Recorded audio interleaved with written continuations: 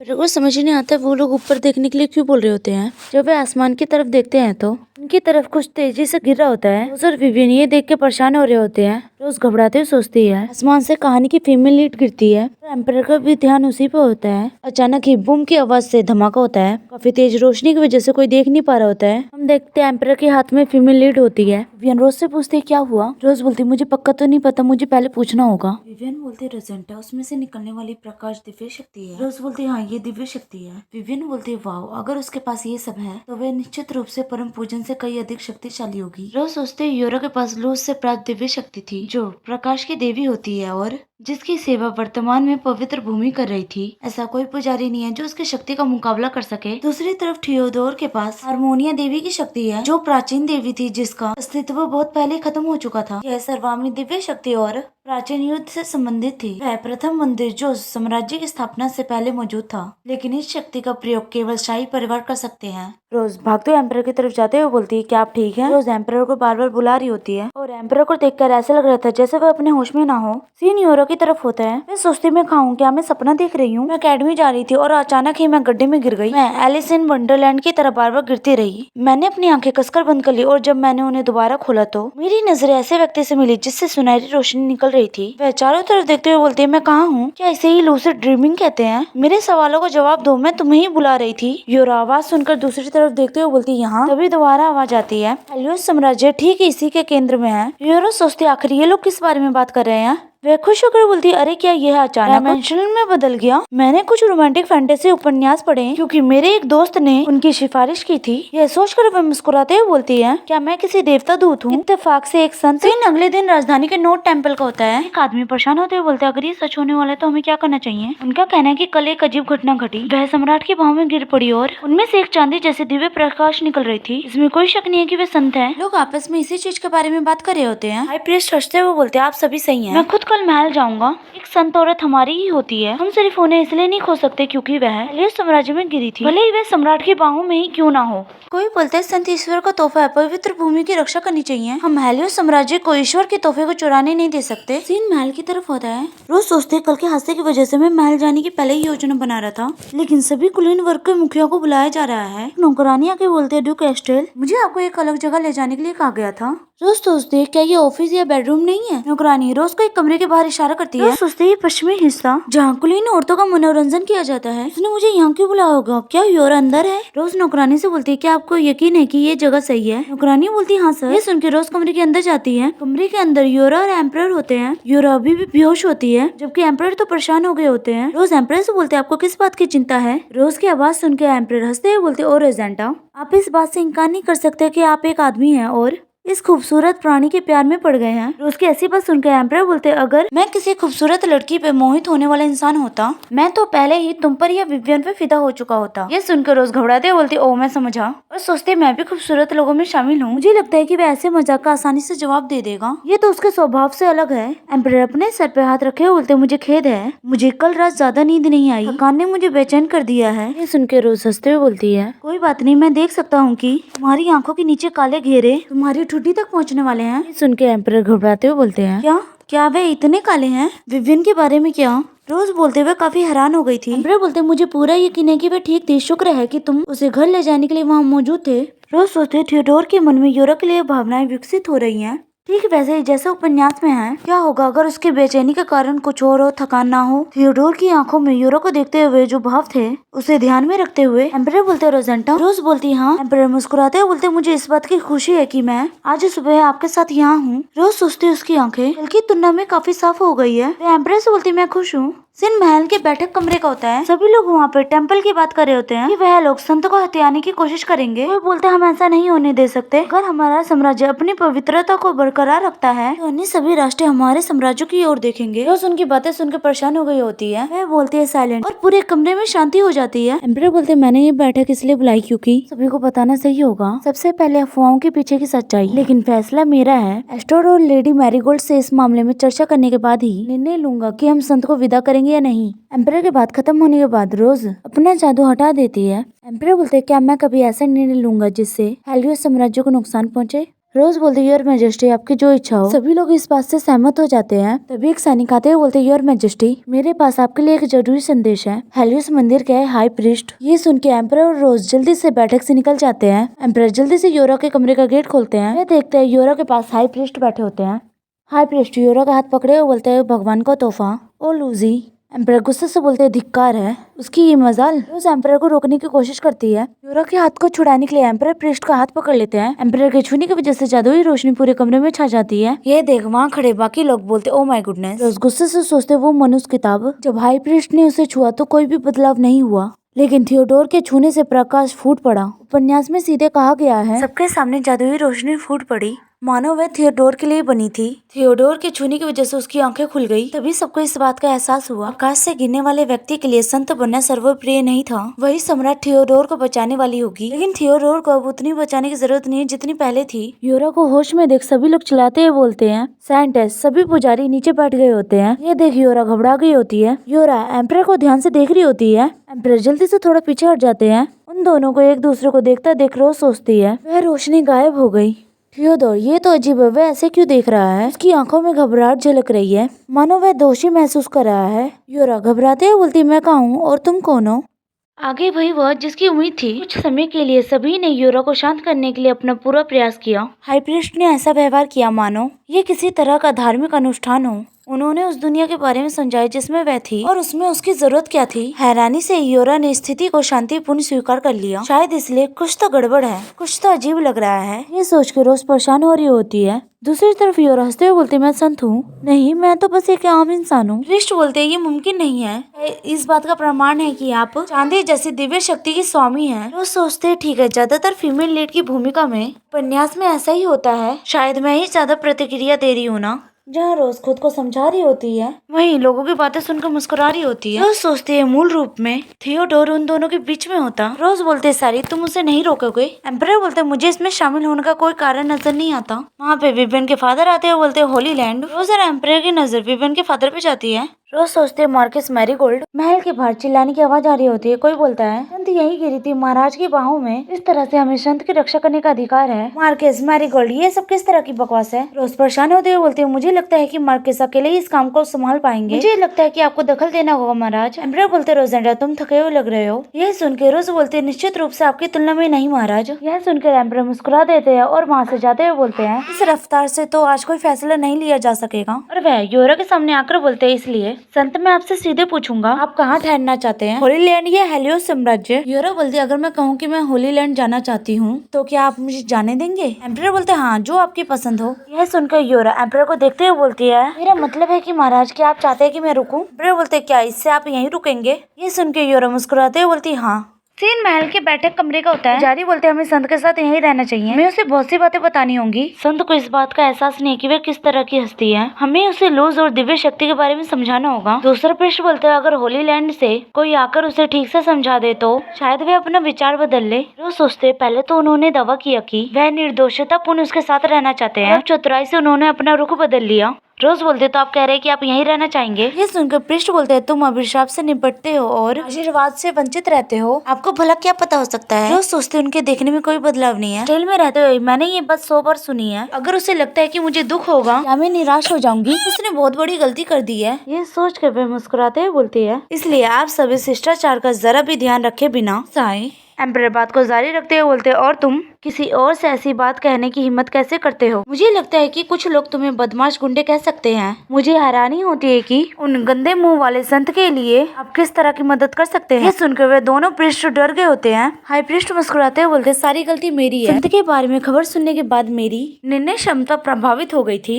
मैं तहे दिल से माफी मांगता हूँ। एम्परर हंसते हुए बोलते मैं मंदिर से एक व्यक्ति को निजी शिक्षक के रूप में रहने की अनुमति दूंगा। पृष्ठ बोलते मुझे बिल्कुल नहीं समझ आ रहा है कि संत को साम्राज्य में क्यों रहना चाहिए। उन्हें ये रास्ता इसलिए चुना होगा क्योंकि उसे जानकारी का अभाव था। रोज उनकी बातें सुन के बहुत ही ज्यादा परेशान हो गई होती। वह सोचती बहुत शोर है। जिस शक्ति को वह गंदी शक्ति कहते हैं क्या ये उन पर असर करेगा जो खुद को दुनिया में सबसे पवित्र होने का दावा करते हैं? दोस्तों यह है ये एक ऐसे प्रयोग से कई अधिक मेरी झुंझुलाहट की अभिव्यक्ति है। सोचते हुए रोज बोलती है साइलेंस। तभी वो दोनों प्रीस्ट चुप हो जाते हैं। सोच रहे होते मैं क्यों नहीं बोल पा रहा हूँ, ये तो डार्क एनर्जी है। ये महसूस होते ही प्रीस्ट रोज की तरफ इशारा करता है। रोज उनकी ऐसी हालत देख के मुस्कुराते हुए सोचते वो पलटवार भी नहीं कर सकते। मुझे यकीन है कि जिन अधिकारियों को उन्होंने इस परियोजना में काम करने से मना कर दिया है, अपने आप में ही बेहद शर्मनाक है। हाई प्रीस्ट काफी शांत है। ऐसे समय में वह मुस्कुरा रहा है। हाई प्रीस्ट बोलते हैं, मुझे लगता है आपका सुझाव सही है महाराज, मेरा एक अनुरोध है।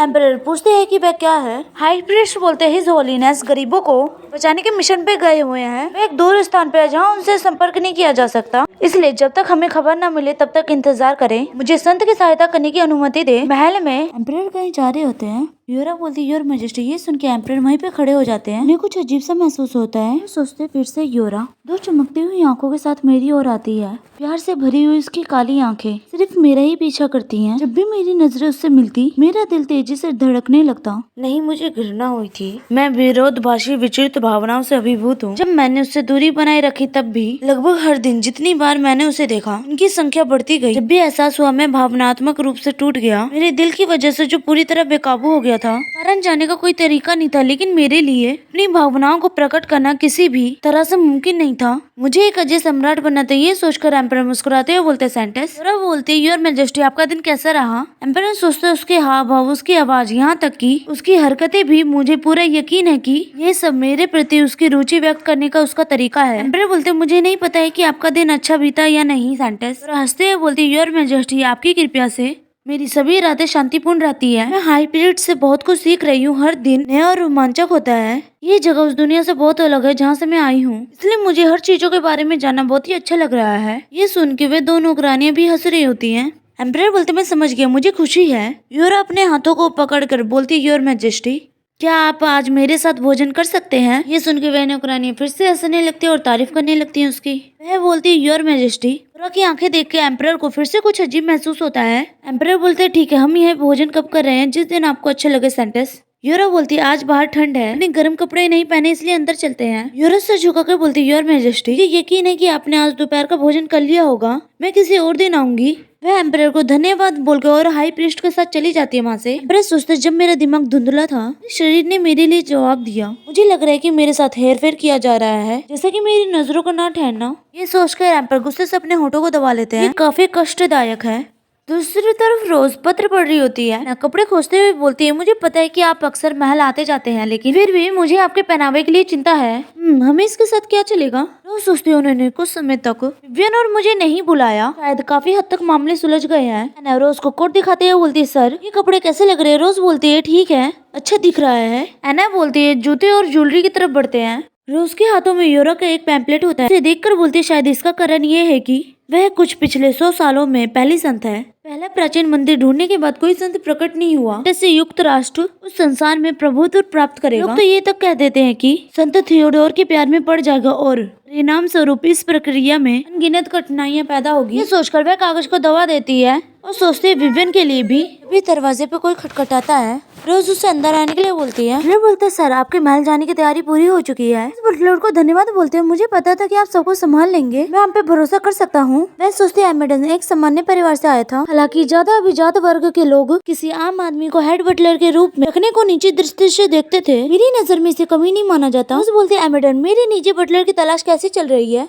बटलर बोलता मुझे खेद है, मेरी नजर में कोई भी बटलर आपकी अपेक्षाओं पर खड़ा नहीं उतरे, इसलिए मैं सोच रहा हूँ कि पहले उन्हें फिर से सिखाया जाए। रोज मुस्कुराते हुए बोलती है अगर आप अंदर के विकल्पों से संतुष्ट नहीं है तो बेझिझक किसी बाहरी व्यक्ति की तलाश करें। बटलर बोलते हैं एक बाहरी व्यक्ति। रोज बोलती है मुझे उनकी उपस्थिति से कोई लेना देना नहीं है, आप चाहे जिसे भी चुन सकते हैं, मैं तुम्हें 2 दिन का समय दूंगा। सीन कुछ देर बाद का होता है। एक आदमी इनपोर्ट पे नोटिस लगा रहा होता है। हमें बताया जाता है वह बटलर डैनी है, ड्यूक के नीचे बटलर के रूप में किसी को भी चुन सकता है। ये सुनकर एक आदमी बोलता है ड्यूक स्टेल को नीचे बटलर की तलाश है। दूसरा आदमी अपने कमर पर हाथ रखे हुए बोलता है क्या आपको यकीन है कि ये कोई घोटाला नहीं है। के नीचे बटलर के लिए किसी व्यक्ति की उपस्थिति मायने क्यों नहीं रखती। वही मानव तस्करी घोटाला होना चाहिए जो आजकल खूब चर्चा में, सावधान रहे। तभी वही आदमी बोलता है अरे बच्चे। डैनी बोलता है हाँ वह आदमी बोलता है, क्या ये सच है? ये तो मानव तस्करी का मामला है ना? क्या उन्होंने तुम्हें ये पोस्ट करने के लिए कहा था? रैनी बोलते, ये सच नहीं है, मुख्य बटलर ने मुझसे ये करवाया। हाँ, ये सच है कि एक आम आदमी के लिए थोड़ा मुश्किल होगा, उन्हें अनुभव की तलाश है। और सबसे बड़ी बात, हेड बटलर काफी नखरे वाला है। हमारे स्टेट के सभी बटलर ड्यूक के निजी बटलर का पद पाने में असफल रहे। जिस चीज की तलाश करे उसका अस्तित्व ही नहीं है। ये सुनकर वहाँ से लोग जाते हुए बोलते हैं, ड्यूक की जागीर में काम करने वाले बटलर प्रतिष्ठित परिवार से हैं और सक्षम है। अगर ऐसे लोग नहीं चुने गए जैसे आम लोग, नहीं सोचते, मुझे पता था कि ऐसा ही होगा। इसे हवेली में से ही किसी को चुन लेना चाहिए था। यानी वहाँ से जाते हुए बोलते हैं, एडम हद से ज्यादा ही परफेक्ट है। शायद मुझे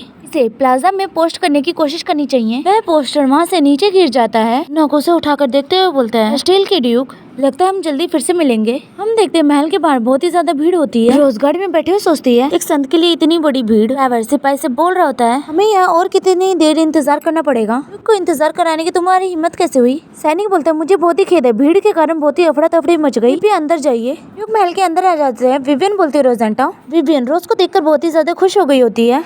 रोज हंसते हुए बोलती है विवियन, जल्दी से उसके गले लगकर बोलती है रोजेंटा, मुझे तुम्हारी बहुत याद आई। विवियन मुंह फुलाकर बोलती है, सच तो ये है कि मैंने अपने माता पिता और भाई को बिना बताए चुपके से आपकी संपत्ति पर जाने की कोशिश की थी, लेकिन मैं पकड़ गई और अब मुझ पर कड़ी निगरानी रखी जा रही है। मुझे समझ नहीं आ रहा है कि वे सब ऐसा व्यवहार क्यों कर रहे हैं। रोज और विवियन दोनों इसी तरह बात कर रहे होते हैं। रोज प्यार से विवियन के सर को सहलाती है। विवियन मुँह फुलाते हुए बोलती है, अब मैं बच्ची नहीं हूँ। रोज हंसते हुए बोलती है, जी हाँ हाँ बिल्कुल मैडम, मुझे लगता है कि अब समय आ गया है, अब हम चले। विवियन अपने हाथ बढ़ाते हुए बोलती है, धन्यवाद आपके साथ के लिए। डाइनिंग हॉल का होता है जहाँ पे तीनों बैठे होते हैं। विवियन बोलती है, ये महल में तब से आपकी पहली वापसी है ना? मुझे बहुत चिंता थी कि तुम दोनों मुझसे बिना मिले ही जाओगे। मैंने अपने दिन रुमाल फाड़ने में बिताए। घर पर इतना उबाऊ था कि मैंने चित्र बनाना सीखना शुरू कर दिया। मेरे टीचर काफी प्रसिद्ध चित्रकार हैं। मुझे लगता है कि मेरी प्रतिभा की तारीफें मिल रही हैं। तो बोलते, मुझे समझ आ गया, मुझे नहीं पता था कि तुम चित्रकारी में इतनी प्रतिभाशाली होगी। सुनकर विवियन अपने बालों को पीछे करके स्टाइल मारती है। ये देख के तो रोज को भी हंसी आ जाती है। रोज को हंसता देख विवियन चिढ़ते हुए बोलती, तुम हंस क्यों रहे हो? सुनकर रोज मुस्कुराती है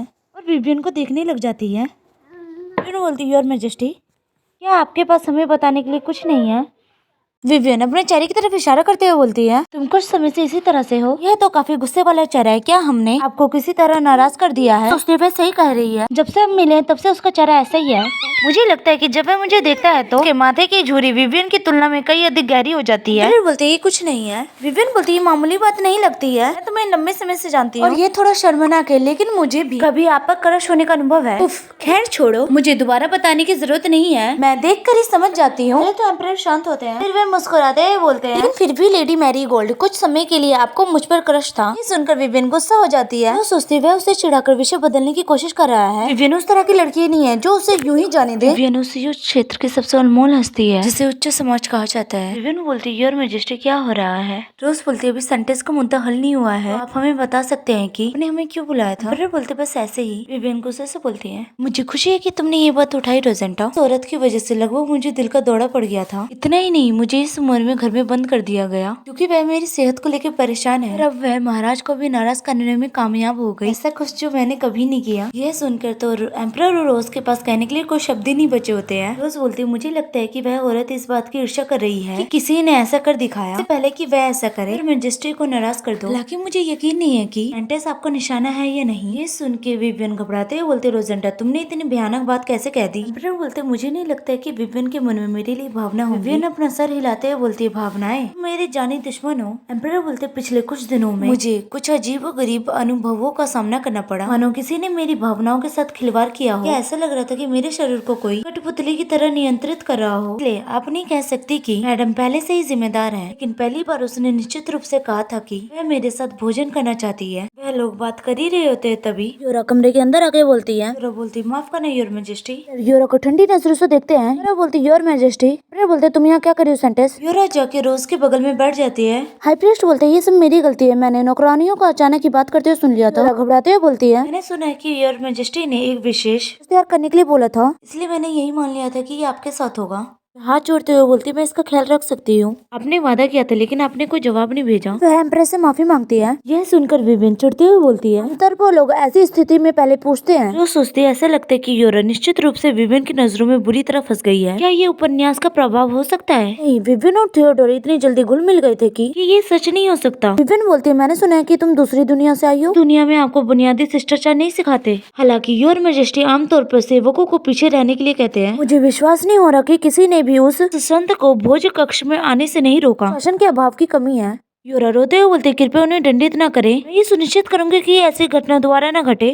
पर कुछ नहीं बोल रहे होते हैं। सोचते कि यहाँ का माहौल। रोज योरा को देखती है जो खाना खा रही होती है। रोज बोलती है मुझे यकीन नहीं कि मैं आपको याद हूँ या नहीं सेंटेस। योरा बोलती है मैं जानती हूँ आप ड्यूक ऑफ एस्ट्रेल हैं, हालांकि हमें अभी तक बातचीत का मौका नहीं मिला। मुझे पिछली बार से तुम्हारा चेहरा याद है। रोज बोलती है मैं समझ गया, क्या आपको महल आरामदायक लग रहा है? योरा बोलती है हाँ बिल्कुल, महाराज मेरे साथ बहुत ही अच्छा व्यवहार करते हैं और बाकी सब लोग बहुत ही मिलनसार है। मुझे ये जानने की उत्सुकता है, मैंने सुना है कि तुम्हारा एक प्रेमी है, क्या ये सच है? मुझे उस व्यक्ति से जलन हो रही है। वह कितनी खुशनसीब है कि जीवन में इतना नेक इंसान है। रोज अपनी तरफ इशारा करते हुए बोलती रुकिए। विवियन बोलते और आप ये क्यों जानना चाहते हैं? सेंटेस आप दूसरों के निजी जीवन में ज्यादा रुचि रखते प्रतीत होते हैं। विवियन चेयर से खड़ी होते हुए बोलती योर मैजेस्टी मैं अब जानना चाहती हूँ कि आपको कोई दिक्कत तो नहीं होगी अगर मैं पहले चली जाऊँ? वे वहाँ से जाते हुए बोलती है ऐसा लग रहा है जैसे मैं किसी और के खाने में बिन बुलाए मेहमान हूँ। यह देखते हुए कि मैं और संत एक दूसरे को जानते नहीं हैं, मुझे डर है कि असुविधाजनक भोजन को करते रहने से। एम्परर बोलते विवियन बैठो, तुम पूरी तरह गलत हो। विवियन चिढ़ते हुए बोलती नहीं। रोज सोचती अब तक तो सब कुछ ठीक चल रहा था, आखिर क्या हो रहा है? शायद ये फीमेल लीड की भूमिका का प्रभाव है, ये कुछ खास सुखद नहीं है। एम्परर चिल्लाते हुए बोलते विवियन मैं तुम्हें बैठने का आदेश देता हूँ। एम्परर के चिल्लाने की वजह से विवियन घबरा गई होती है। एम्परर को तब जाके एहसास होता है कि उन्होंने क्या किया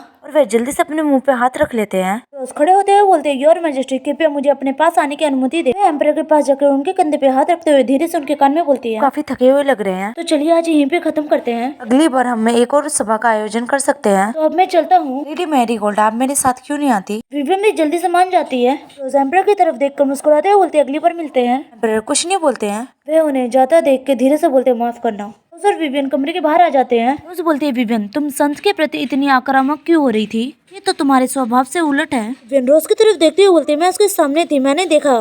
सेंटेस पक्का रो नहीं रही थी, मेरी अंतरात्मा कह रही है वह खतरनाक है। एम्परर अपने आज के बर्ताव से परेशान होते हैं। योरा एम्परर की तरफ देखते हुए बोलती है योर मैजेस्टी क्या आप ठीक हैं? आपकी मंगेतर मेरा मतलब है, मैंने सुना लेडी मैरीगोल्ड आपकी मंगेतर है। आपकी मंगेतर अभी ड्यूक के साथ चली गई। पर सोचते ज्यादातर लोग सोचते कि विवियन मेरी मंगेतर है, ऐसा क्यों सोचते हैं कि विवियन मेरी मंगेतर है? वह मेरी बहन जैसी है। जनता और भी कुछ ये सोचते हुए एम्परर रुक जाते हैं। एम्परर कुछ बोलने वाले तो इससे पहले योरा बोलती है मैंने सुना है आप तीनों बचपन से एक दूसरे के बहुत करीब हैं।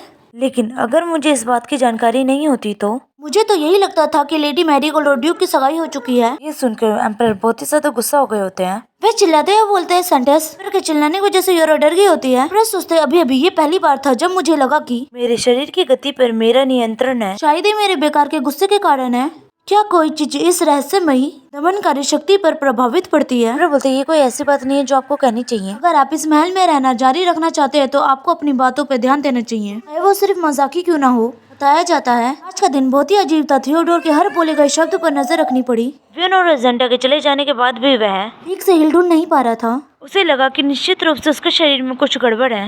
एम्परर सोचते लोग कहते हैं कि मैं हाल ही में संत के प्रति आकर्षित हो गया हूँ और विवियन को धोखा देकर उसके साथ संबंध बना रहा हूँ। विवियन तो मेरी बहन जैसे है, लेकिन योरा कई बार मैंने खुद पर सवाल उठाए क्योंकि हमारी बातचीत के दौरान मुझे अजीब महसूस हुआ। हालांकि निराशाजनक भावनाओं को किसी भी तरह से प्यार नहीं कहा जा सकता। एम्परर वहाँ से जाते बोलते मैं आशा करता हूँ कि आप अपने भोजन का हाई प्रीस्ट के साथ आनंद लेंगी। वह कमरे के बाहर निकलते सोचते मुझे बार बार इतना गुस्सा क्यों आता है, क्योंकि मुझे लगता है कि इस रफ्तार से रोजेंटा और विवियन की सगाई हो जाएगी। अगर उनकी सगाई हो जाती है तो ये खुशी की लायक है। विवियन ने रोजेंटा कितने सालों से अच्छे से अनुसरण किया है, लेकिन ये रहस्यमय भावनाएं क्या है? क्या ये जलन हो सकती है? मुझे किसी से जलन हो रही है? वह अपनी आंखें बंद करके सोचते हैं। हाल ही में हुई तमाम घटनाओं के बाद वह वहाँ से जाते सोचते मैं पक्का पागल हो गया हूँ। दूसरी तरफ रोजगारी में बैठे हुए सोच रही होती मैंने महल छोड़ दिया है, लेकिन मेरे मन में अभी भी बहुत कुछ चल रहा है। मुझे लगता है कि योरा के आने बहुत ज्यादा कुछ नहीं बदला, लेकिन ये पक्का है कि पहले से किसी न किसी प्रकार का विभाजन हो रहा है। हमारे रिश्तों में एक ऐसी दरार आ जाएगी जिसे कभी ठीक न किया जा सके। रोज को विवियन की बातें याद आती है जब उसने बोला होता है कि वो रो नहीं रोई थी। वह सोचते विवियन से गलती हो सकती थी, लेकिन बचपन से ही केवल धन के पीछे भागने वाले पखंडियों से निपटना उसके वर्षों को देखते हुए वह किसी भी व्यक्ति के दिखावे को उजागर करने में बहुत माहिर है और मैं उसके आंकलन को नजरअंदाज नहीं कर सकती। हालांकि ये पर्याप्त नहीं है, ये चिंताजनक है, लेकिन इसका कोई सबूत नहीं है। मुझे विवियन की बातों पर पूरी तरह से यकीन नहीं हो रहा। अभिजात वर्ग की दुनिया इतनी आसान नहीं है। मुझे यूरोप पे ज्यादा ध्यान देना चाहिए। अगर मुझे कभी उससे दोबारा मिलने का मौका मिला तो उस मुद्दे को एक तरफ रखते हुए थियोडोर ने माफी मांगते समय ऐसा चेहरा क्यों बनाया? एक आदमी खिड़की खिड़की के पास आकर बोलते सर। रोज सोच रही होती है थियोडोर ऐसा इंसान नहीं है जो अपनी भावनाओं को खुद पर हावी होने दे। तभी आवाज दोबारा आती है सर। इसे सुनकर रोज हैरान हो जाती है। आदमी बोलता है हम स्टॉल पहुंच चुके हैं। रोज बोलती है धन्यवाद, आज मेरा कहीं जाने का इरादा नहीं है। वह आदमी मान जाता है। रोज को नीचे उतरते समय सावधान रहने के लिए बोलता है। बोलती है स्वागत है सर। रोज बोलती है हेलो, मुझे पूरा यकीन है कि मेरे जाने के दौरान कुछ भी नहीं हुआ होगा। अन्ना बोलती है जी हाँ सर, लेकिन एडम इस समय उम्मीदवारों से बात कर रहा है। रोज कोट उठाते हुए बोलती है एडम मुझे हैरानी नहीं होनी चाहिए कि उसने इतनी जल्दी इसका समाधान ढूंढ लिया, मुझे उसके पास लेके चलो। अन्ना कोट लेकर बोलते जी हाँ सर। अन्ना रोज को एडम के पास लेके जा रही होती है। महल के अंदर इतने सारे लोगों को देखकर रोज सोचती है ये जगह इतनी भरी हुई कि मानो कोई बड़ी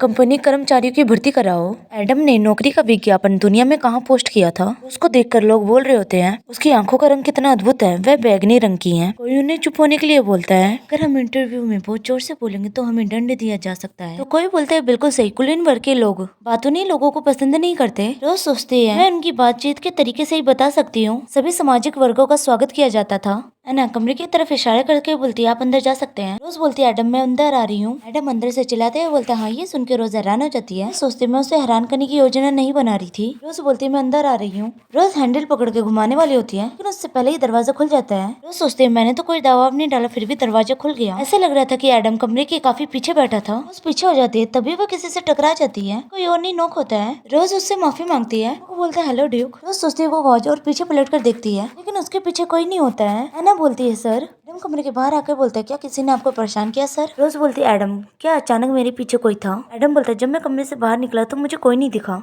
रोज सोचते हैं क्या मुझसे कोई गलती हुई थी, मुझे जल्दी ही अपने कमरे में जाकर थोड़ा आराम करना चाहिए। तरफ नौकरानी कमरे के बाहर खड़े होकर बोलती सेंटेस। योरा बोलते किसी को भी अंदर मत आने दो। मेरे माता पिता ने भी कभी मुझ पर नहीं चिल्लाया। इसके अलावा मैंने माँ मैम की जो कृपा पाने के लिए मेहनत की उसका जिक्र तो करना ही नहीं चाहिए। कंबल के अंदर से बोलते उसने ऐसा कैसे किया।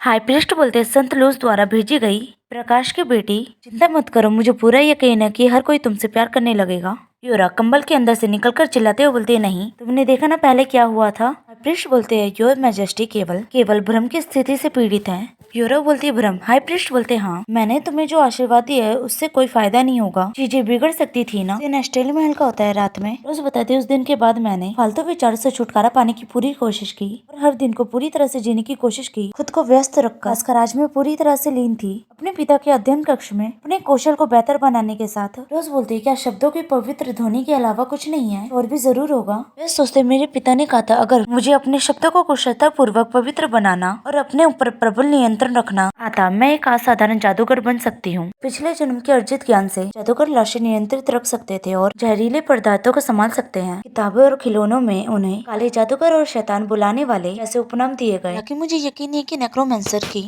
वह परिभाषा सही है नहीं, इस दुनिया में लागू होता है। वे अपने हाथों को देखते हुए सोचते हैं मेरे पिता के जीवित रहते हुए उन्होंने मुझे हटाने से मना किया था। ये जादुई गहने जिन्होंने मेरी शक्तियों को दबा दिया, क्योंकि पिताजी अब मेरे आसपास नहीं है, तो क्या मुझे इन गहनों को हटाना शुरू करना चाहिए। वे सांस छोड़ते हुए बोलते हैं रिमूव। ये सुनते ही उसकी अंगूठियां चमकने लगती हैं और उसके हाथों से निकलकर फर्श पे गिर जाती हैं और उसके चारों ओर से काला ओरा निकलता है। उसके बाद उसके मुंह से भी निकलना चालू हो जाता है। टेबल पे हाथ रखकर सर नीचे झुकाकर बोलती मैं नहीं कर सकती, यह मेरे लिए इस समय बहुत ही अधिक है। वह याद दिलाता है कि मेरे पिता ने अक्सर इस जगह पर अपनी शक्तियां छोड़ दी थी। हर बार जब उसने ऐसा किया तो उसकी उंगलियां काली हो गई, मानो अंधेरे में डूब गई हो। ड्यूक रोज से बोल रहे होते किसी दिन तुम मेरी तरह खत्म हो जाओगी जब तुम अंधेरे से भर जाती हो। जब ऐसा होता है तो मैं अपने गुप्त स्थान के बारे में बताऊंगा जहाँ आप अपनी शक्तियों को बढ़ा सकते हैं। रोज सोचती है वह गुप्त स्थान, मुझे विश्वास नहीं हो रहा कि मैं इस बारे में भूल गई। यह मेरे दिमाग में कभी आया नहीं। मेरे पिता ने बताया था कि वह जगह, मुझे याद है मेरे पिता लंबे समय तक घर से दूर रहते थे, अपने आप को कहीं बंद कर कर। अक्सर मेरे पिता ऊपर वाली मंजिल में रहते थे, खासकर सबसे ऊपरी मंजिल एक ऐसी जगह जो उनकी एकलौते संतान को भी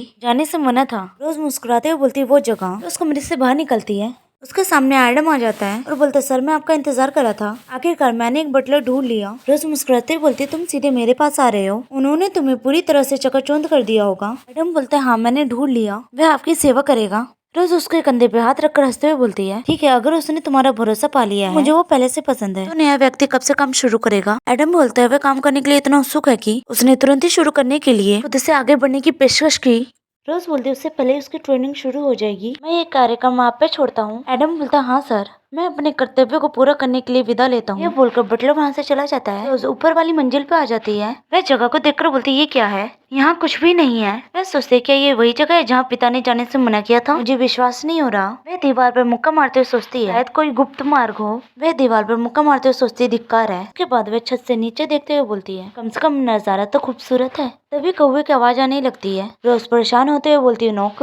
नोक कौवा बनकर रोज के पास आता है। वह इंसानी रूप में आते हुए बोलते आपने मुझे तुरंत पहचान लिया। रोज बोलती है ये पहनावा कैसा है। नोक रोज के पास आते हुए बोलते आपको क्या लगता है, आपको नहीं लगता कि ये मुझ पर जचेगा। रोज बोलती है आपको क्या लगता है कि मैं हाँ कह दूं। नोक मुस्कुराते हुए बोलता है बिल्कुल। हाथों में ग्लव्स पहनता है और चश्मा ठीक करता है। रोज के सामने झुककर बोलता है तो मैं औपचारिक रूप से अपना परिचय दूंगा, मैं नोक वुल्फ हूँ, ग्रामीण इलाके के एक गुमनाम कस्बे से आपका एक नया निजी बटलर। रोज बोलती है वापस जाओ। हंसते हुए बोलते मैं ऐसा नहीं करना चाहता। रोज चिढ़ते हुए बोलते क्यों नहीं। नोक बोलते मैं तुम्हारे साथ रहना चाहता हूँ। रोज अपने सर पे हाथ रखते हुए बोलते आखिर तुम मेरे साथ क्यों रहना चाहते हो। नोक बोलते क्योंकि तुमने मुझे नाम दिया, आपकी बदौलत ही मैं उस अंतहीन पीड़ादायक और अंधकारमय जगह से बच पाया। रोज जो नोक को ही देखकर परेशान हो गई होती है वह सोचती है वह किसी तरह से उस भयानक जादूगर के टावर को सहने में कामयाब रहा, एक तुच्छ नाम की वजह से। नोक रोज के बालों को चूमते हुए बोलता है जब मैं छुप कर रह रहा था तब तुम ही मुझे ढूंढने आए थे ड्यूक। रोज सोचते बिल्कुल इस बात को एक तरफ रखते हुए कि मैं वुल्फ को उस बचपन के रूप में नहीं पहचाना था, मुझे तो शुरू से ही उसकी तलाश में नहीं जाना चाहिए था। अब नोक के साथ और अधिक उलझ नहीं सकती, मुझे उसकी जरूरत नहीं है, अब इसे यहीं पे खत्म करते हैं। वहाँ से जाते हुए सोचती है एक बेकार से बहस करने की वजह एडम को उसे बर्खास्त करने का आदेश देना ज्यादा तेज होगा। अगर मैं उसका हाथ पकड़ लूँ तो मेरे लिए नोक के जुनून को दूर करना और भी मुश्किल हो जाएगा। नोक बोलता है ऐसा लगता है कि अगर आपको मेरी जरूरत नहीं रही तो आप मुझे कल ही बाहर निकाल देंगे, कितनी बेशर्मी है। फिर वे मुस्कुराते हुए बोलते अगर ऐसा है तो मुझे आपको मेरी जरूरत महसूस कराने के लिए लगातार कोई न कोई कारण ढूंढते रहना होगा। नोक अपना हाथ आगे बढ़ाते हुए बोलता आपको इसका पछतावा नहीं होगा ड्यूक। रोज बोलती मुझे अभी बताओ तुमने क्या देखा। रोज नोक के हाथ को देख रही होती है। नोक अपने हाथों को पीछे करके मुस्कुराते हुए बोलता है मुझे ड्यूक के बटलर के रूप में सार्वजनिक रूप से घोषित कर, जब आप वह कर लेंगे तो मैं आपको ट्रांस के बारे में बताऊंगा। रोज हाथ मिलाते सोचते हुए लेकिन मुझे आपत्ति नहीं है और नोक ने मुझसे कुछ अनुरोध किया। अगली सुबह एस्ट्रल महल में रोज सभी नौकरों के सामने नोक को औपचारिक रूप से अपने निजी बटलर के रूप में बताती है। रोज बोलती है मैं उससे सामने टकरा गया। एडम मुझे लगता है कि तुमने जिसके बारे में बताया था वह वुल्फ है। आप सही थे, वह वाकई में काफी उत्सुक है। एडम नोक की तरफ देखता है जो सभी से हंसते हुए बात कर रहा होता है। रोज सोचते उसका चेहरा दयालु व्यक्ति जैसा दिखता है, किसी को भी शक नहीं होगा वह एक अंधेरी गली का कुख्यात पागल है। रोज बोलती है कृपया उसे व्यवस्थित होने में मदद करे। नोक दीवार की जांच कर रहा होता है। वह बोलता है यहाँ की ईंटों को देखो। ये बोलते हुए रोज की तरफ देख रहा होता है। रोज बोलती है उसका रंग अलग है। नोक बोलता है बस इतना ही, निशान तो बस निशान ही होता है, उसका कर्म जाने का कोई तरीका नहीं है। अगर ऐसा है तो रोज नोक की तरफ देख रही होती है जैसे पूछना चाहती हो कि और क्या। नोक अपने जादू का इस्तेमाल करके दीवार पर एक पंच मारता है। रोज बोलती है लोग इकट्ठा होने वाले हैं। नोक बोलते चिंता मत करो मैंने जादू का प्रयोग किया है जिसे कोई सुन नहीं सकता। रोज सोचती है ठीक है ये राहत की बात है। उस जगह के अंदर जा रही होती है। वह नोक की तरफ पलटकर बोलती मेरे पीछे मत करना। नोक बोलते है ठीक है। रोज जलती हुई मशाल लेकर अंदर जाती है। रोज सोचती ये क्या है, इस तरह की एक जगह पर दरवाजा। वह दरवाजा खोलकर कमरे के अंदर जाती है। उस कमरे के अंदर लैब का सामान होता है, कांच की बोतल में बंद मकड़ियाँ, स्केलेटन की खोपड़ी होती है। उन सारी चीज को देखकर रोज बोलती है आखिर ये सब क्या है, क्या ये फ्लैश की बनाई गई मूर्ति है। ऐसी बहुत सी बातें जो पिता ने मुझे नहीं बताई है। आसमान से गिरती संत रोजेंटा एस्टेट। ये केवल तभी प्रकट होता था जब फीमेल लीड मौजूद होती थी। वह उपस्थिति भी छोटी थी। ज्यादातर छोटी बातचीत और उसकी स्नेह से भरी आंखों के बारे में बताया गया। मुझे उसके बारे में जितना पता है उससे कई अधिक बातें उसकी कहानी की घटनाएं जिसका कोई अंत नहीं है, इसलिए मुझे खुद ही पता लगाना होगा कि ये क्या है। मुझे चिंता करने की कोई जरूरत नहीं, आखिरकार मैं ही हूँ। तभी उसकी नजर सेल्फ में रखी जंजीर वाली किताब पे जाती है। मैं सोचती ये क्या है। रोज उस किताब को खोलने की कोशिश करती है पर वो खुलती नहीं है। वह गुस्से से उस किताब को वापस रखते हुए सोचती है ये बहुत ही मजबूती से बंधी हुई है। फिर वह दोबारा किताबों को देखते हुए सोचती है क्या कुछ हो रहा है। तभी उसकी नजर एंडेट पे चली जाती है। रोज को मरे हुए को जिंदा करने वाली किताब मिलती है। ऐसे शब्द जो मरे हुए को पुनर्जीवित कर दे। आखिर मुझे कुछ ऐसा मिल गया जो इस नेक्रोमेंसर शक्ति से जुड़ा है, लेकिन मुझे यकीन है कि दूसरे लोग केवल शैतानी मानेंगे। हाँ, अगर मैं इसका इस्तेमाल दूसरों का ध्यान आकर्षित किए बिना तो शायद ठीक रहेगा। तभी रोज को किसी के चलने की आवाज आती है। वह जल्दी से किताब बंद कर देती है। नोक बोलते है ड्यूक। रोज पलट कर देखते हुए बोलते हैं मैंने तुम्हें अंदर आने से मना किया था। वह किताब टेबल पर रखकर वहाँ से चली जाती है। वह दरवाजा खोलती है, उसके सामने नोक होता है। वैसे ही बोलते एक कर्मचारी इसे पहुँचाने की कोशिश कर रहा था और मुझे लगा कि किसी और की बजाय मेरा खुद ही आना बेहतर होगा। रोज अपने गुस्से को शांत करते हुए बोलती है उसे दे दो। नोक मुस्कुराते हुए बोलता है एक रूखा लहजा। रोज बोलते क्या मालिक के लिए अपने बटलर से बात करते समय औपचारिक लहजे का प्रयोग करना जरूरी है, क्यों क्या आपको अपमानित महसूस हुआ। ये सुनकर नोक हंसते हुए बोलता है बिल्कुल नहीं, इससे मुझे बचपन की याद आ गई, मैं भावुक हो रहा हूँ। रोज गुस्से से नोक के हाथ से लेटर ले लेती है। पत्र को देखते हुए सोचती ये है, मुझे खुद को यहीं पे बंद कर लेना चाहिए था और पूरी किताब पढ़नी चाहिए थी। रोज किताब को देखकर सोचती मुझे दुख होता है, लेकिन मुझे अमर नामक किताब यहीं छोड़कर जाना होगा। अगर मैं उस शीर्षक वाली किताब अपने साथ लेकर घूमूंगी तो मैं एक तरह से गलत फहमियों को न्योता दे रही हूँ। उसकी नजर एक दूसरी किताब पे जाती है। वह सोचती है शराब पर सिद्धांत ये वाला ठीक रहेगा, आखिरकार ये मेरे परिवार की ताकत है। वह उस किताब को लेकर बाहर आ जाती है। वह बोलती है नोक, मैं तुम्हें बार बार अंदर बाहर नहीं जाने दे सकती क्योंकि उत्साहित हो। नोक बोलते हैं ठीक है। रोज जाते हुए बोलते हैं तो चलिए अब शुरू करते हैं। वह दोनों वहाँ से बाहर आ जाते हैं। रोज सोचती है पूरी तरह से गड़बड़ हो गया है, अगर हम इसे ऐसे ही छोड़ दे तो कोई अंदर घुस सकता है। नोक बोलते हैं ड्यूक, क्योंकि हमने पहले से ही मौजूद जादू को तोड़ दिया है, हम इसे एक नई जादुई परत से जोड़ सकते हैं। आइए इसे पहले की तरह कर दें। यह बोलकर नोक अपने जादू का इस्तेमाल करता है। वहाँ की सारी चीजें उड़ने लगती हैं और वह जगह पहले की तरह हो जाती है। रोज दीवार को देखकर सोचती है ये बिल्कुल साफ है। क्या टावर के भावी मुख्य जादूगर की शक्ति ऐसी दिखती है? दीवार को देखते हुए बोलती है नया जादू सबसे अच्छा क्या होगा? नोक मुस्कुराते हुए बोलते नोक। रोज पलटकर बोलती क्या? नोक मुस्कुराते हुए बोलते अगर आप उस नाम का जिक्र करेंगे तो ये ईंट की दीवार खुल जाएगी, और जब भी आप ऐसा करें तो कृपया मुझे याद करें। उस पत्र को देखते हुए सोचती है मुझे थियोडोर और विवियन के पत्र समझ आ गए हैं, लेकिन डचेस निके कार्डिया, मुझे याद है कि एक बार मेरी मुलाकात पिताजी के साथ उनसे हुई थी। नोट कोडिया वह अपने सख्त स्वभाव के लिए जानी जाती थी और उनका पौधों को संभालने का कौशल था एक ऐसा कौशल था जो सीलब और उनके द्वारा शासन भूमि के लिए ठीक था। मुझे शायद पहले विवियन का पत्र पढ़ना चाहिए। विवियन बोलते रोजेंटा, क्या आपको आज निमंत्रण मिला? जैसे ही मुझे मिला मैं इसे फाड़ देने वाली थी, मैंने खुद को रोक लिया। संत के सम्मान में भेजा, भले ही अन्य सभी कुलीन लोग एकत्रित हो रहे हो। मैं सच में जाना नहीं चाहती। मुझे अब भी नहीं समझ आ रहा है कि वह मुझ पर चिल्ला कैसे सकता है। ये सब उस संत जैसे व्यवहार की वजह से है। अगर मेरी मर्जी चलती तो मैं कभी नहीं जाती, लेकिन मेरे माता पिता और भाई आ रहे हैं। ऐसा नहीं है कि मैं जा ही ना सकूं। मुझे यकीन है कि तुम जाओगे। अगर तुम जा रहे हो तो मुझे भी जाना चाहिए। मैं तुमसे मिलना नहीं भूल सकती क्योंकि मुझे संत से नफरत है। खैर और मैजेस्टी तो बिल्कुल बेकार है। मैं सोचती इस पत्र को पढ़कर मुझे पहले से ही पता चल गया कि थियोडोर ने क्या भेजा है।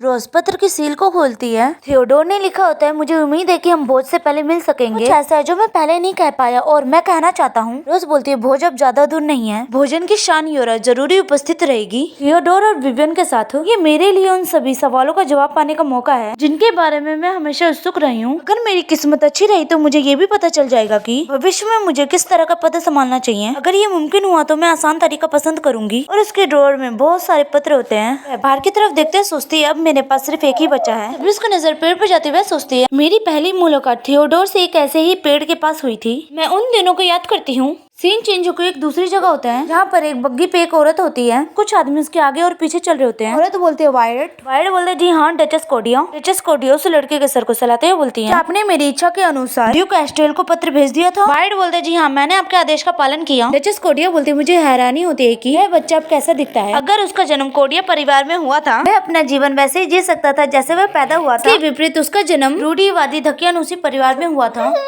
मुझे उसके लिए बहुत ही बुरा महसूस हुआ। मैं स्टोरी खत्म करती हूँ और इतनी लेट करने के लिए माफ करना।